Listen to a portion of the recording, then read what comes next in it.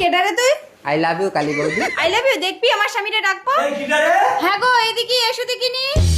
কি হয়েছে? এই দেখো কেডা এ? আমি চিনি নে।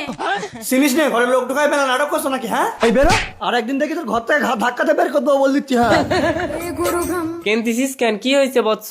লাল বাবা আমি কালী বৌদির ঘরে ঢুকেছিল, স্বামী আমার মেরে বের করে দিয়েছে। ঠিক আছে, আমি তোরে একটা মন্ত্র দিচ্ছি, তুই 10 মিনিটের জন্য ছোট্ট একটা বাচ্চা হয়ে যাবি। তারপর আমি তোর ওই কালী বৌদির ধারে নিয়ে যাচ্ছি, তুই দুধ খাস খুনি। মন্ত্র মারেন বাবা। ইড়ি ইড়ি ইড়া বাচ্চা মজা বাড়া। চুপ কর, কাঁদিস নে, চল দুধ খাবি।